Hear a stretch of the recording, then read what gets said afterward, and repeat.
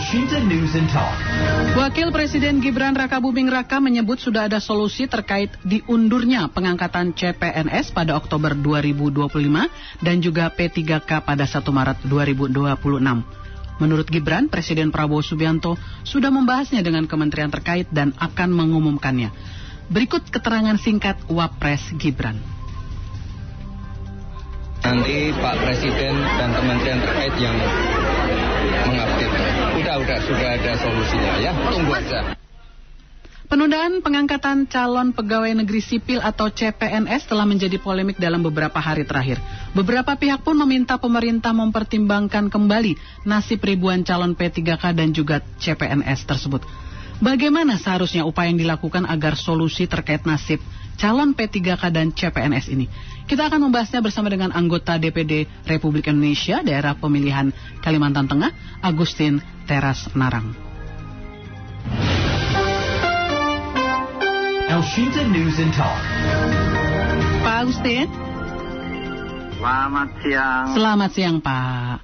Ini gaduh nih masyarakat loh, tertunda nasibnya mereka bagaimana, sudah ada yang keluar dari pekerjaan yang lama, terkatung-katung beberapa bulan, nggak diangkat-angkat.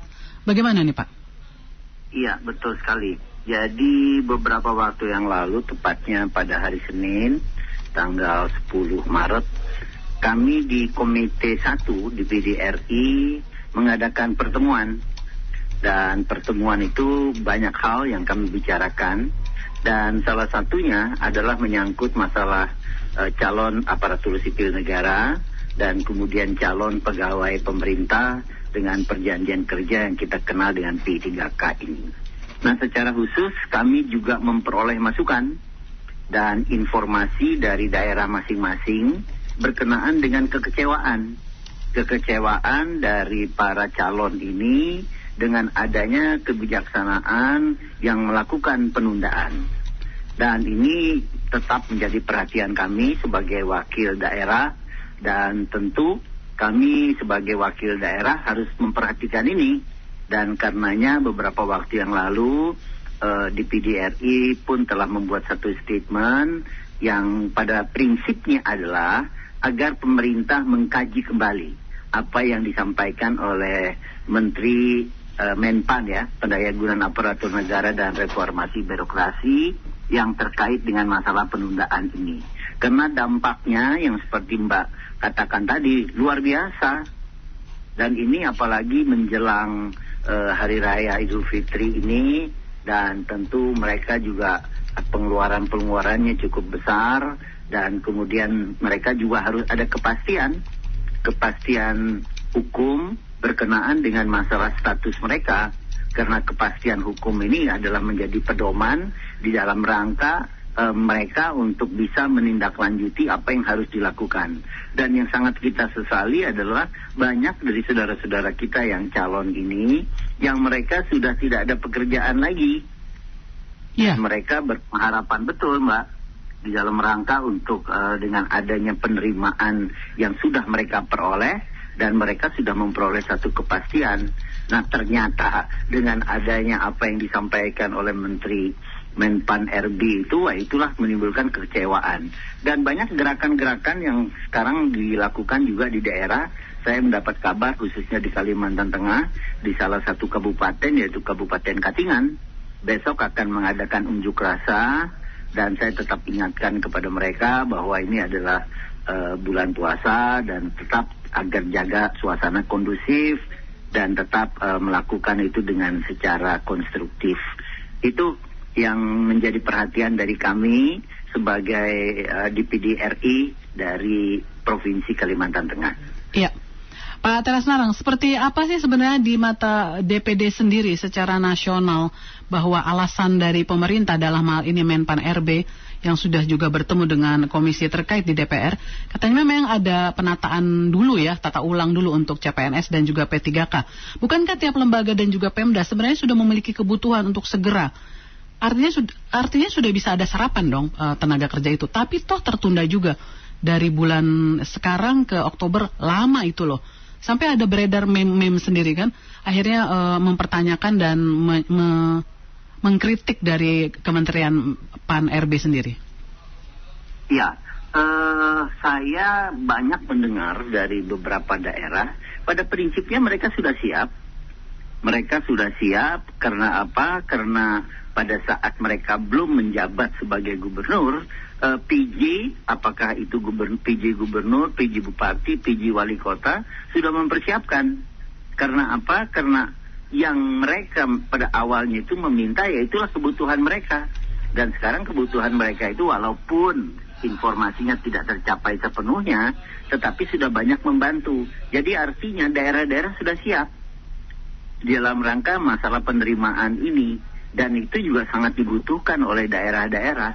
Jadi diperolehnya angka 1,2 juta itu tiada lain adalah merupakan kebutuhan dari negara kita, baik di pusat maupun di daerah-daerah. Jadi kalau alasannya belum siap, ya saya pikir itu bukan alasan sebagai birokrat, ya, sebagai pelayan dari rakyat. Karena bagaimanapun yang namanya pelayan rakyat ini harus siap. Dan kemudian tentu, makanya saya selalu katakan, menjadi pejabat ini tidak mudah. Apalagi kalau membuat suatu kebijakan. Apalagi kebijakan itu yang bersifat nasional. Karena apa? Karena salah sedikit kita membuat kebijakan, itu dampaknya luar biasa. Dan kita sudah sepakat bahwa negara kita ini adalah negara kesatuan yang berbentuk republik. Jadi apa yang dikatakan oleh pusat itu berdampak luar biasa terhadap daerah-daerah. Nah, disitulah tampil, disitulah hadir dari DPD RI ini. Karena kami sebagai wakil daerah wajib untuk menyuarakan berkenaan dengan masalah yang menyangkut calon aparatur sipil negara dan calon P3K ini. Ya. Gitu, Mbak. Pak Teras Narang, ini senator kita ya. Ini sudah ada WA dari Pak Imron. Ini mengaku warga Kalimantan Tengah juga loh. Tulisannya via WA. Pak Teras Narang, saya warga Kalimantan Tengah juga loh. Tolong diakomodir. Tenaga guru yang ngajar di sekolah swasta kok belum dapat kuota PPPK ya. Saya di Kabupaten Kapuas. Ya, ini Pak Imron, warga dari Kapuas. Jadi soal pegawai pemerintah dengan perjanjian kerja ya, P3K ya? Ya, P3K. Ya, bagaimana ini pertanyaan Pak Imron? Iya. Pak Teras Narang. Iya, Pak Imron, saya senang sekali dengar Pak Imron dari Kuala Kapuas, dari Kalimantan Tengah. Jadi memang masalah P3K ini, kalau saya mendengar informasi dari daerah-daerah kabupaten kota, memang dilakukan secara bertahap. Nah, ada beberapa daerah yang memang sudah selesai, dan kemudian ada beberapa daerah yang belum selesai. Dan mungkin di Kuala Kapuas itu masih dalam tahap persiapan, dan kemudian kita harapkan nanti itu juga Pak Imron, nanti saya coba tanya juga kepada Pak Bupatinya mengenai masalah apa yang tadi Pak Imron sampaikan. Dan ini menjadi penting karena Kapuas ini, saya tahu betul ini Kapuas ini daerah yang cukup luas. Dan peranan dari guru-guru ini sangat diharapkan. Jadi guru-guru dan aparatur kesehatan, kemudian honorer-honorer yang dari lain-lain bidang itu juga sangat diperlukan. Dan nanti Pak Imron, terima kasih informasinya. Nanti segera akan saya informasikan berkenaan dengan masalah P3K ini. Terima kasih, Mbak. Ya, baik Pak Teras Narang. Ini beberapa hari yang lalu, tepatnya Senin 10 Maret ya, Ibu Menpan RB itu, Ibu Rini Widianti sudah menghadap Presiden Prabowo Subianto dan memberikan respon terkait penundaan pengangkatan CPNS ya. Jadi akan ada instruksi Presiden. Walaupun Ibu Menpan RB, Ibu Rini tidak menjelaskan secara rinci instruksinya itu seperti apa ya yang akan dikeluarkan oleh Pak Prabowo terkait penundaan pengangkatan ini. Solusinya yang solutif seperti apa dalam waktu dekat ini menurut Pak Teras Narang ini? Ya, saya rasa karena ini bukan keputusan yang baru disiapkan, jadi artinya keputusan ini memang harus segera diputuskan. Dan kemudian tentu Ibu Rini dalam hal ini Menpan RB, ya beliau tentu harus bertanggung jawab untuk bisa memberikan penjelasan dengan baik kepada Bapak Presiden berkenaan dengan masalah jangan sampai terjadi penundaan. Karena dampak dari penundaan ini luar biasa, Mbak. Ada yang sampai 2026.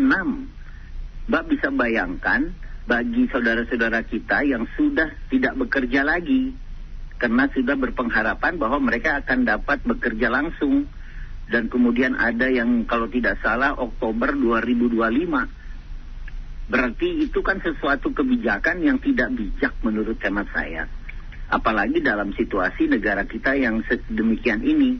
Nah, oleh karena itu saya tetap berpengharapan agar Bapak Presiden itu berkenan untuk menindaklanjuti dan kemudian tidak membatalkan rencana-rencana yang sudah pernah diputuskan terlebih dahulu. Jadi kita harapkan tidak ada penundaan, Mbak. Karena kalau terjadi penundaan tentu dampaknya luar biasa. Dan kemudian juga kehadiran dari para aparatur sipil negara dan P3K ini di daerah sangat diharapkan, terutama di tempat-tempat yang memang diharapkan kehadiran dari aparatur sipil ini untuk membackup agar kiranya dapat pelayanan kepada masyarakat itu dapat berjalan dengan baik. Jadi kita harapkanlah, Mbak, ya. Jadi dalam waktu yang tidak begitu lama Bapak Presiden berkenan untuk menyatakan menindaklanjuti sesuai dengan kebijakan yang sudah ditentukan sebelumnya. Ya. Jadi tidak ada penundaan lah istilahnya. Pak Tera Senarang, pemerintah ini kan resmi menunda CPNS, maksud saya pengangkatan CPNS dan juga P3K yang hasil seleksi tahun lalu ya, 2024. Jadi CPNS-nya 1 Oktober 2025 dan P3K dijadwalkan 1 Maret 2026. Dan itu juga hasil kesepakatan dengan Komisi 2 DPR RI. Karena mempertimbangkan ada penyelesaian tenaga non-ASN yang masih dalam tahap belum selesai. Ini tenaga-tenaga non-ASN ini yang disinyalir dalam perbincangan dan wawancara kami dengan salah seorang anggota Komisi 2 beberapa waktu yang lalu. Ini kan tenaga non-ASN ini salah satunya adalah orang-orang yang bisa jadi itu adalah bagian dari tim sukses atau sebagai kuota terima kasih gitu yang dibawa oleh pejabat sebelumnya dan lain sebagainya. Masa iya tertunda dengan alasan salah satunya seperti itu untuk dirapikan dan tidak bisa diselesaikan dalam waktu dekat. Artinya ada yang dikorbankan sekian juta yang sudah berharap yang memang mereka harusnya diangkat terlalu lama kalau memang sudah seleksi 2024. Iya, penseleksian itu kan dilakukan pada saat sebelum adanya pilkada ya, Mbak. Iya, betul. Jadi kalau ada kecurigaan bahwa itu tim sukses dan lain sebagainya, ya saya rasa tidak beralasan.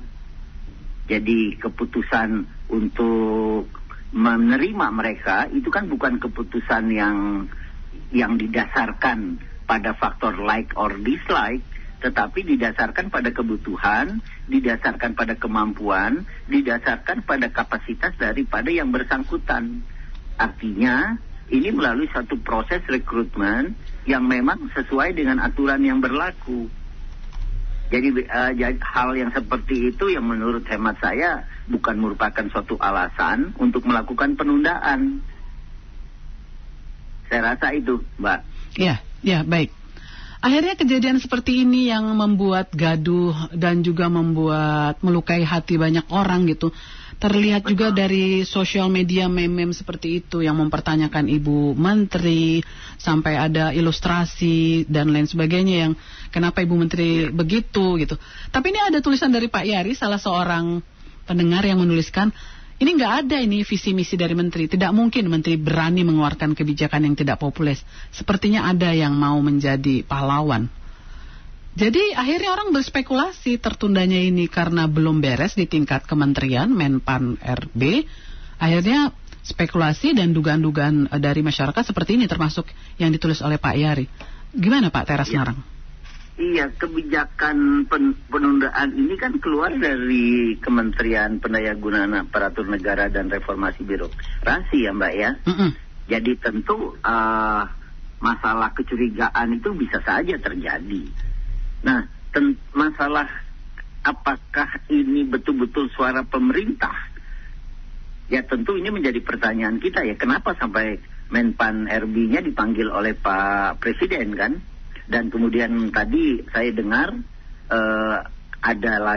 Pak Presiden nanti akan menyampaikan suatu kebijakan yang saya harapkan kebijakan itu tidak melakukan penundaan sebagaimana disampaikan oleh Menpan RB itu.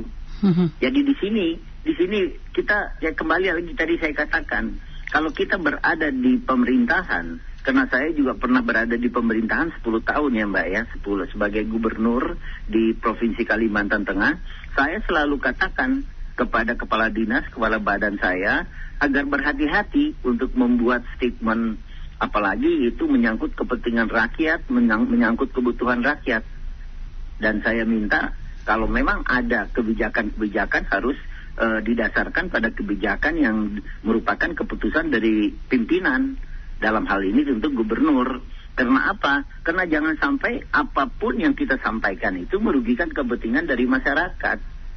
Dan dalam hal ini kan merugikan kepentingan dari calon ASN dan calon P3K. Dan ini terasa betul Mbak. Dan ini mereka berkeberatan atau protes terhadap hal ini menurut hemat saya wajar. Karena apa? Karena mereka menginginkan adanya kepastian berkenaan dengan masalah status mereka. Dan kepastian ini tentu juga menjadi bagian untuk pencapaian keadilan bagi mereka. Sehingga mereka yang betul-betul terpilih didasarkan pada proses rekrutmen yang sudah dilakukan dan memakan waktu dan biaya yang juga luar biasa, yang mereka tentu berpengharapan besar.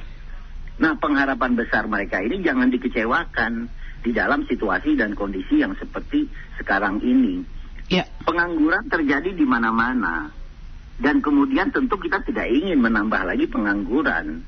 Apalagi pengangguran yang dilakukan dengan tanpa pertimbangan kondisi-kondisi di daerah masing-masing. Jadi jangan hanya melihat negara kita ini dari satu sisi, Mbak. Karena negara kita ini adalah negara kesatuan yang berbentuk republik. Dan kondisi-kondisi di daerah itu masing-masing berbeda. Dan pengharapan dari masyarakat, terutama aparatur sipil negara dan P3K, terhadap apa yang mereka sekarang idam-idamkan itu berbeda-beda. Jadi ini menjadi perhatian. Kalau saya melihat bahwa untuk wilayah Indonesia Timur, ini sesuatu hal yang sangat mereka dambakan. Apalagi peranan dari para guru. Banyak para guru itu juga kecewa. Dan malahan tadi ada seorang guru yang menyampaikan kondisi bahwa sampai dengan bulan Maret honorariumnya dia masih belum dibayar. Nah ini saya katakan, ini apa? Ini terjadi hal yang sangat merugikan kepentingan dari dunia pendidikan.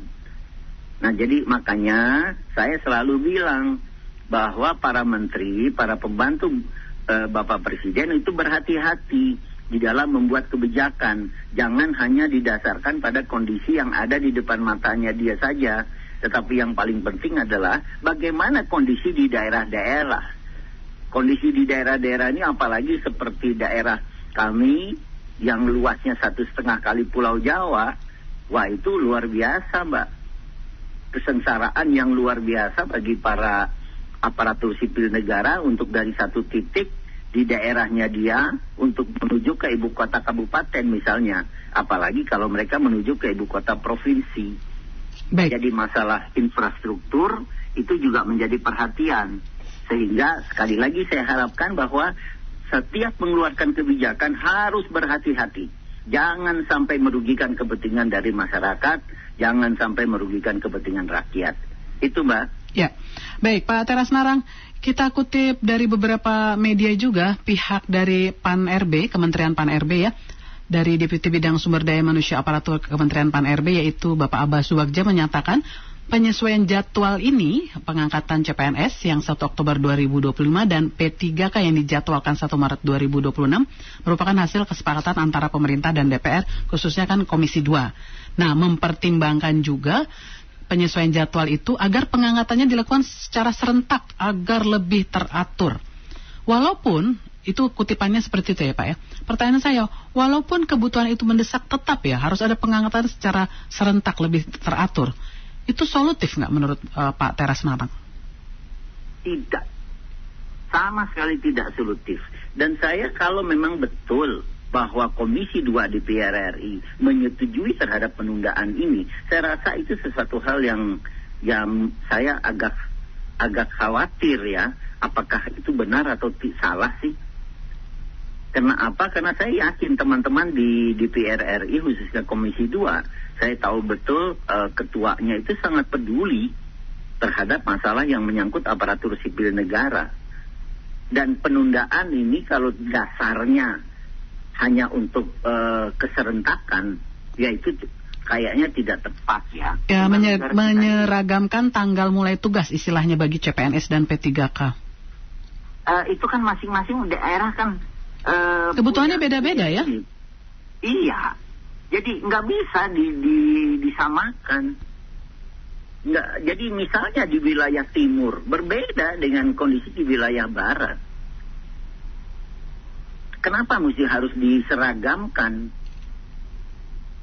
Jadi itu masih belum dapat saya pahami ya terhadap. Apakah dari tiap instansi atau lembaga belum serentak mengusulkan nama-nama dari proses yang sudah lulus seleksi itu untuk bisa didistribusikan, artinya ditempatkan gitu? Ada kendalanya mungkin dari pihak lembaga dan Pemda atau instansi terkait juga belum? Tidak, saya tadi dapat informasi ada beberapa daerah yang sudah siap. Belum serentak semua, Pak? Iya, mereka sudah siap untuk melakukan hal yang sebagaimana yang tadi kita bicarakan. Jadi tidak perlu menunda, apalagi perlu serentak. Kalau daerah siap ya silakan laksanakan di daerah yang bersangkutan. Jadi artinya masalah keserentakan itu ya kita punya pengalaman lah seperti pilkada kemarin ya. Ya dampaknya kan luar biasa juga. Nah apalagi ini menyangkut aparatur sipil karena masing-masing daerah itu mempunyai kebutuhan yang berbeda, Mbak. Dan keperluan mereka terhadap aparatur sipil negara ini dan P3K ini juga berbeda-beda. Bukan karena efisiensi anggaran ya, Pak Teras tidak menduga terkait dengan kebijakan efisiensi anggaran? Ini kan sesuatu kebijakan yang sudah direncanakan dari tahun 2024, Mbak. Iya. Efisiensi setelah itu ya, setelah seleksi. Iya. Jadi artinya ya saya kembali lagi saya katakan saya pernah juga di pemerintahan ya setiap ada kebijakan yang selalu harus dibarengi dengan keuangan. Jadi tidak pernah kita merasa bahwa kebijakan kita itu tidak ditunjang oleh keuangan. Kalau misalnya keuangan kita tidak mencukupi, ya kita tidak akan melakukan kebijakan-kebijakan atau keputusan-keputusan. Karena itu dampaknya luar biasa bagi masyarakat. Nah itulah saya katakan perlu keberhati-hatian. Dan perlu keberhati-hatian di dalam membuat setiap kebijakan. Jangan hanya melihat berdasarkan pada laporan. Karena kondisi di negara kita dari satu daerah ke daerah lain itu berbeda-beda. Dan kami di PDRI merasakan betul kondisi di Maluku, kondisi di Papua, kondisi di Sumatera dan lain sebagainya, termasuk di Kalimantan, di Aceh, berbeda-beda. Jangan kita melihat dari satu misalnya di Pulau Jawa saja. Nah, kondisi yang demikian ini yang paling tahunya adalah siapa? Ya tentu adalah pemerintahan di daerah itu. Kalau pemerintahan di daerah itu menyatakan mereka sudah siap, ya kenapa mesti ditunda-tunda? Kenapa mesti harus serempak dan lain sebagainya? Nah, disinilah peran dari pemerintah pusat di dalam rangka untuk mampu memilah permasalahan, jangan mengeneralisasikan permasalahan. Dan sekarang kalau menganggap itu sebagai sesuatu yang harus serentak, harus menunggu dari pusat, ya itu namanya sentralistis. Padahal kita sejak reformasi sudah jelas untuk mengatakan memberikan kewenangan kepada daerah di dalam melaksanakan otonominya dengan seluas-luasnya. Jadi tidak semua keputusan itu harus dilakukan oleh pemerintah pusat. Norma, standar prosedur dan kriteria memang harus ditentukan oleh pemerintah pusat, NSPK-nya. Tetapi pelaksanaannya tergantung dari daerah masing-masing. Nah kalau daerah misalnya bilang sudah siap, kenapa harus menunggu lagi? Nah itu kan satu pertanyaan, Mbak. Ya, Pak Teras Narang, ini sudah ada ketetapan memang 1 Oktober ya, masih 7 bulan lagi. Tapi kita tidak tahu jika pemerintah pusat berubah lagi bisa dimajukan. Apapun berapa bulan lagi, apa yang akan Bapak sampaikan kepada para CPNS dan juga P3K yang sekarang sedang harap-harap cemas dan mohon maaf mungkin sedang tidak dalam bekerja di satu tempat apapun dan mereka tetap harus hidup. Silakan Pak Tera Senarang nih, mumpung lagi bulan puasa dikasih penguatan lah sebagai senator nih kepada rakyat nih. Ya, pertama tentu kita berpengharapan agar tidak terjadi penundaan. Dan saya punya pengharapan yang besar bahwa Bapak Presiden dengan secara arif dan bijaksana dapat memahami kondisi-kondisi yang sangat didambakan oleh para calon aparatur sipil negara dan kemudian calon P3K ini. Karena apa? Karena ini adalah suatu dambaan bagi mereka dan ini juga suatu kebahagiaan bagi mereka. Makin cepat, makin bagus. Jadi kalau penundaan, sekiranya dilakukan penundaan, maka harus betul-betul dipilah. Jangan sampai dilakukan secara serentak, tapi dipilah. Kalau ada daerah yang memang sudah siap, ya silakan berikanlah kesempatan kepada daerah itu untuk melaksanakannya. Dan kemudian apabila dilakukan penundaan, jangan juga terlalu lama dengan memperhitungkan pada status mereka sekarang ini. Karena banyak yang sudah, misalnya dulunya sudah pernah bekerja di satu tempat, kemudian dengan diterima, maka dia sudah mengundurkan diri, dan tentu mereka selama waktu yang lowong ini kan memerlukan biaya hidup, apalagi mereka sudah punya anak yang cukup banyak, misalnya sekolah dan lain sebagainya, dan apalagi menjelang Hari Raya Idul Fitri yang sebentar lagi akan berlangsung ini. Dan kita berkeinginan agar hadiah Hari Raya Idul Fitri bukannya menunda, tapi malahan mempercepat untuk calon aparatur sipil negara dan kemudian calon P3K ini. Itu harapan saya, Mbak. Ya, dan kita cuma bisa bilang bersabar ini ya untuk saudara-saudara kita yang CPNS dan P3K ya. Bagaimana lagi nih pemerintah? Mereka sudah banyak bersabar. Iya, betul. Mereka sudah banyak bersabar karena saya merasa betul mereka dari satu desa, kemudian mereka menuju ke ibu kota kabupaten, dan mereka mengikuti seleksi tahap demi tahap ya. Itu tahapan-tahapannya. Mereka cukup bersabar. Dan ini suatu kebahagiaan. Janganlah kita merusak kebahagiaan yang sudah mereka peroleh. Dan itu saya katakan ya sebagai hadiah lah dari Bapak Presiden untuk para calon aparatur sipil negara, calon P3K. Dan saya yakin Bapak Presiden mempunyai kearifan, mempunyai kebijaksanaan di dalam rangka untuk membahagiakan rakyatnya, termasuk bagi calon aparatur sipil negara dan calon P3K ini. Baik, terima kasih Pak Tera Senarang sudah bersama dengan Elsinta pada siang menjelang sore hari ini. Sehat selalu Bapak. Terima kasih sama-sama Mbak. Selamat menjalankan ibadah puasa. Ya, terima kasih Bapak. Demikian tadi anggota DPD RI Daerah Pemilihan Kalimantan Tengah, Agustin Tera Senarang.